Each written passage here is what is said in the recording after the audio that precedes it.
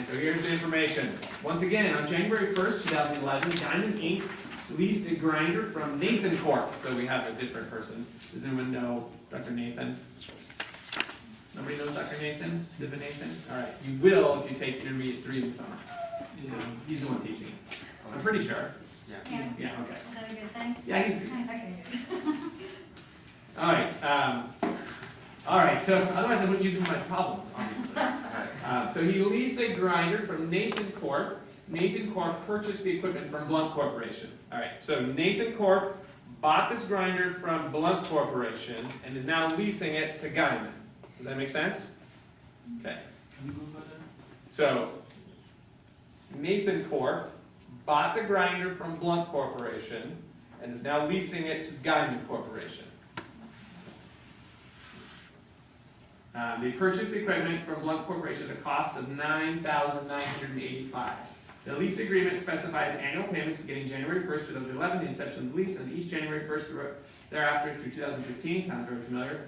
But this time it's a 6-year lease term ending December 31st, 2016, is equal to the estimated useful life of the grinder. So in other words, the grinder has a useful life of 6 years, and it's also the lease term is 6 years.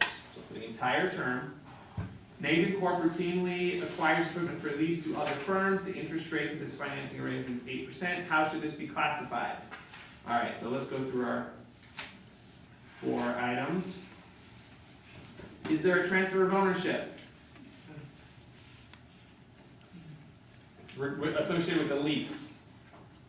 No. In other words, Guyman doesn't own it at the end, so therefore, no. Is there a bargain purchase option? No. No. What about the lease term? Lease term is how many periods? 6. 6. What's the useful life? 6. 6. So it's at 100%. So this is definitely a yes. So it must be a capital lease at this point. We'll do the last one just for completeness. The present value of the, and we need to do a little picture of how let's do this. Okay, this time we have 6 periods.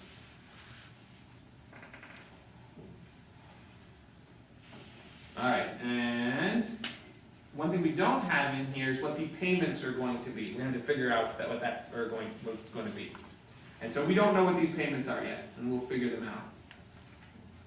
We know that there's 6 of them, 1, 2, 3, 4, 5, 6 of them. And we know the first one happens on January 1st, 2011. And this is December 31st, 2016. So this is January 1st, 2011, January 1st, 2012, 13, 14, 15, like that again. 11, 12, 13, 14, 15, 16. Yeah, that's right. You pay the payment. Oh, yeah, you're right. With the lease end in the year.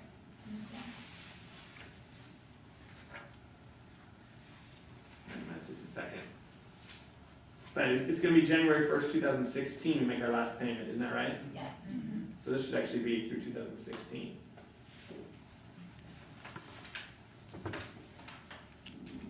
I'm going to double check that. 1, 1, 11. Yes. 1, 1, 12. 1, 1, 13, 1, 14,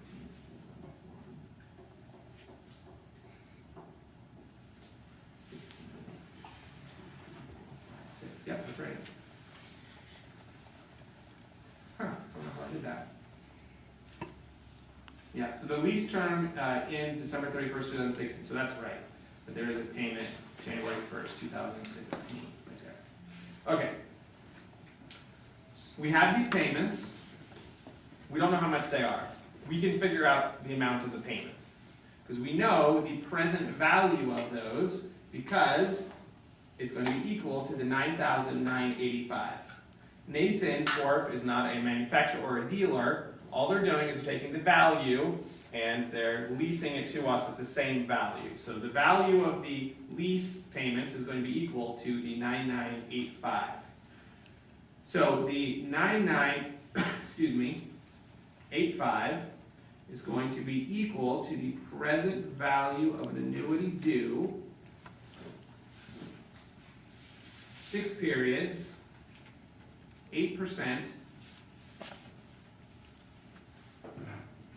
and so the 9,985 is going to be equal to the payment times the factor. Using this information, we can determine that the factor must be 4.99271.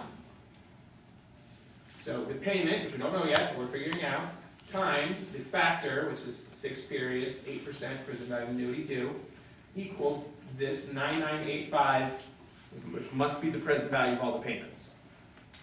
Solve for x, and conveniently, it works out to be exactly $2,000. Isn't that convenient? So now we know that these payments are $2,000 each year, beginning of each year. Now, we could have done this without doing that. So, but anyways, the present value of the minimum lease payments is 9,985. 9,985. What is the fair value of this thing? 9,985. So clearly equal to 100%. Therefore, yes, it must be a capital lease. So for direct financing leases, this is usually what you see. Not always, but very commonly, and we're going to, at the end of class next time, deal with a couple of times where it's not the case, but most of the time, it's going to look something like this. You're basically leasing it for its entire life. The market value always the market value is always 9,984 in that case. In this example, we're going to do some examples in just a minute where the present value of the minimum lease payments is not equal to the market value. But in this case, it is.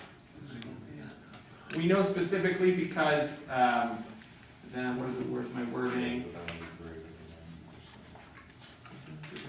Eighth Corp routinely acquires equipment for lease to other firms. Well, so I guess there's nothing explicit in here that says that this is a direct financing lease. I'll be more explicit on an exam or on a practice problem.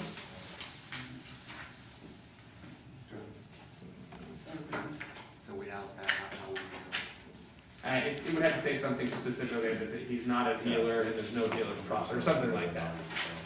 Yeah. So please, how do you compare the value? The value, how do you compare it? How do I compare? Yeah, because like, it's like the first one we did is like, we're looking at. So in future ones we do, there's going to be two values. There's going to be the present value of minimum lease payments, and there's going to be a fair value. In this case, they're the same number. Oh, okay. So for most direct financing leases, that's the case. So they're going to be the same number.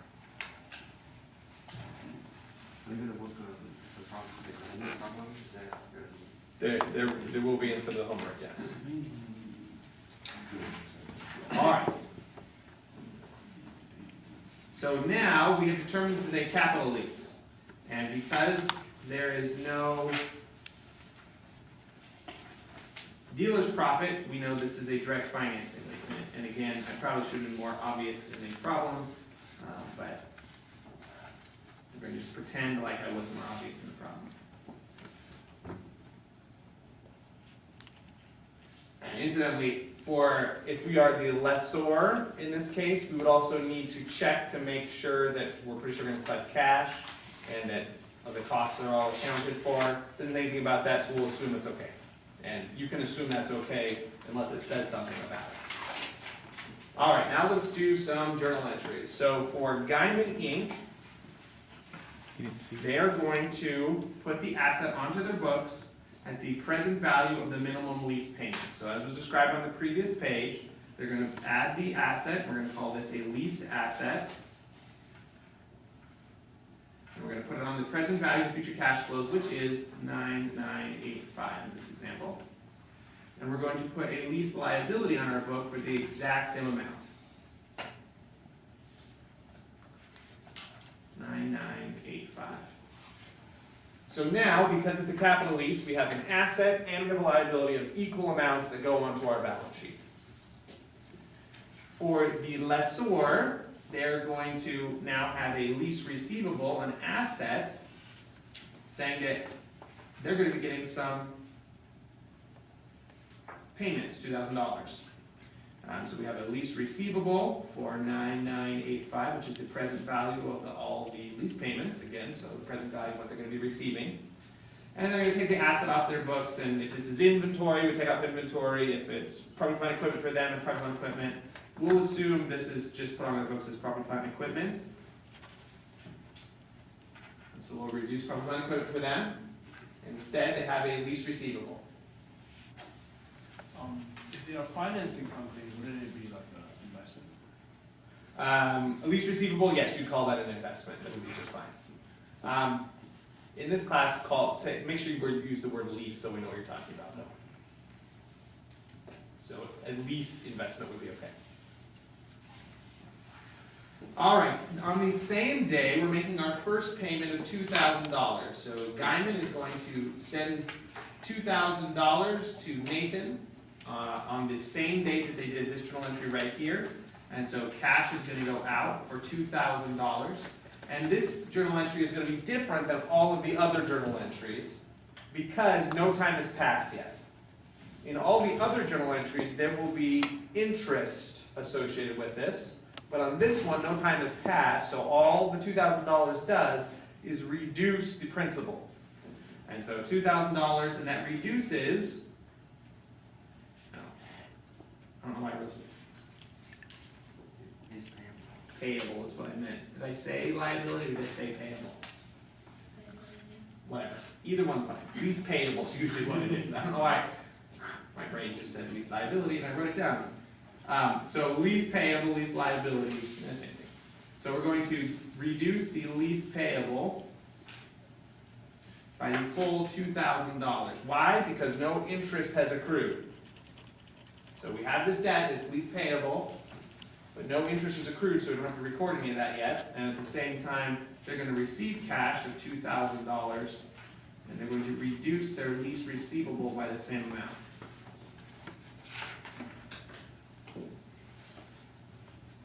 So this would be like with the installment note, if they made a payment on the first day. No interest would accrue, they would just reduce the principal by the full amount. That's essentially what just happened.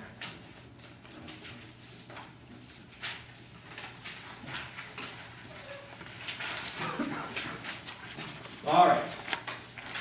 12 months passed, it's now December 31st, 2011.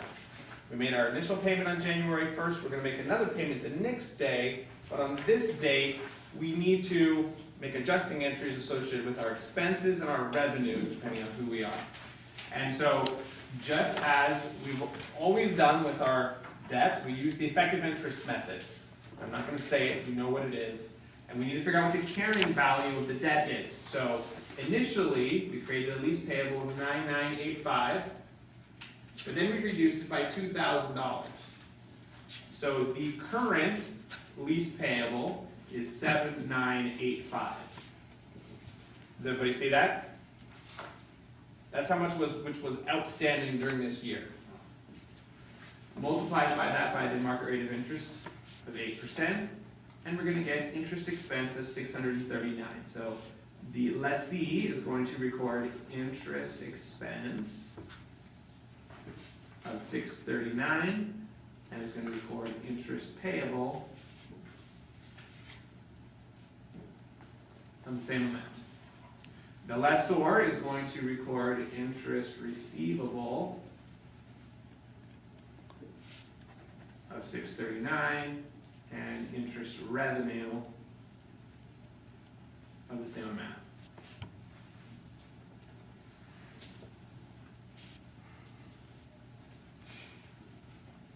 Usually it's paid by the end of the year, can it be semi-annually? No? You could do it monthly, you could do it annually. All of my examples in here are annual, but it could be any time period. All right, one more thing we need to do on December 31st, and in all of these problems you need to remember, someone has the asset on their books and must depreciate it. And make sure you're having that person depreciate the asset, because they have to. So for Guyman Inc., which is the lessee in this case, they're the one with asset on their books. And they have the asset on their books for 9985. So 9985 is the amount they need to depreciate it. And are they going to depreciate it over the life of the asset or over the lease term? It's the same thing here, so it doesn't matter. But which one is the right answer? The leasing, Lease term is the right answer, because there's no bargain purchase option or transfer of ownership. Lease term is the right answer. But it's the same, so it doesn't matter in this particular case. So we're going to divide this by 6, and we're going to depreciate this 1664. So we're going to debit depreciation expense and credit accumulated depreciation for 1664. 1664.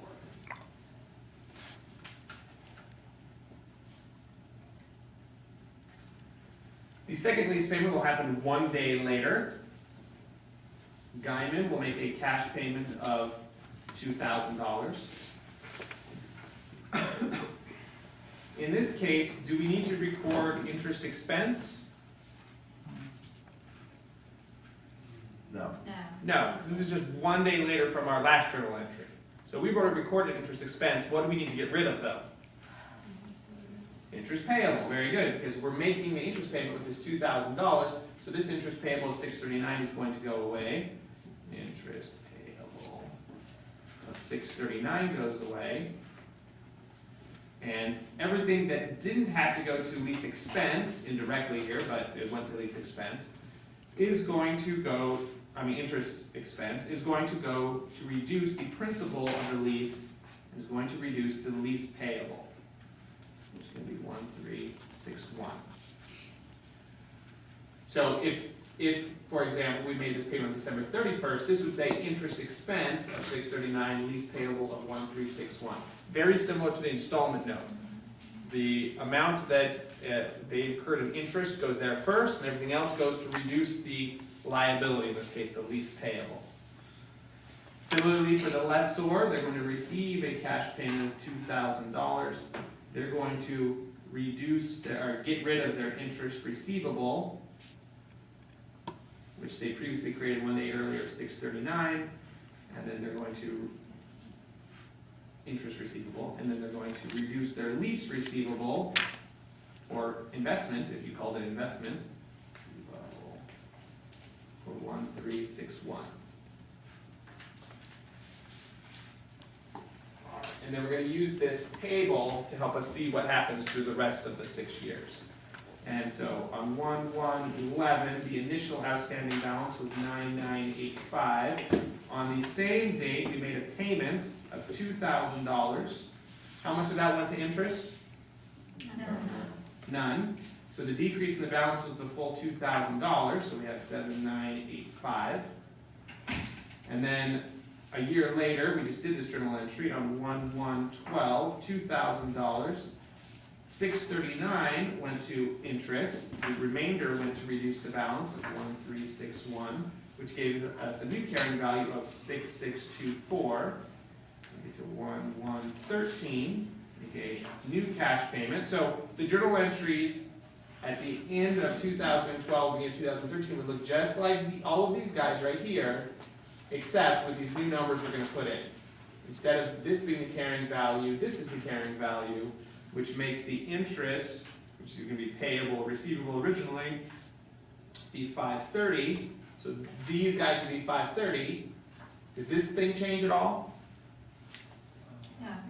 No. So they continue to depreciate the same way all 6 years. So this is going to stay the same at the end of every single period. And then this would just be replaced by the 2,000, the 530, and the 1470. But exactly the same journal entries, just with these numbers. That makes sense? New carrying balance of 5154, and I'll just fill in the rest of the numbers.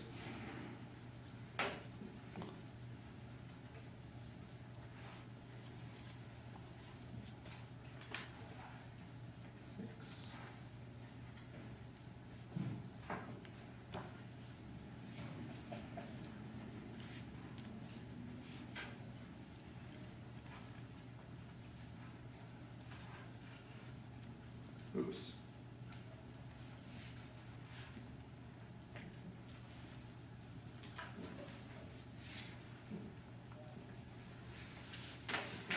copy those down, and we'll talk about a couple of them.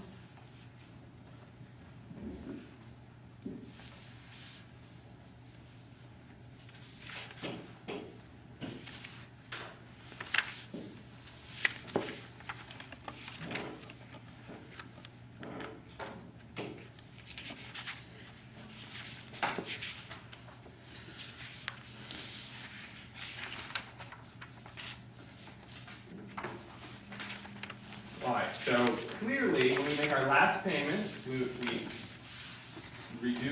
have interest expense of this amount, we get rid of the rest of our balance, both in our lease receivable and our lease payable, and we end up with we're $1 off, but close enough. Call that zero. Any questions on anything with this direct financing lease? With some practice, can you do these journal entries? You're gonna have to. You have 3 weeks. 3 weeks to figure these out. Not too bad. Very similar to the bond stuff though, right? You see the similarities? There's a lot of similarities still. Alright. Let's take a short break. It is 8:30. We've got a 10-minute break, so about 8:30.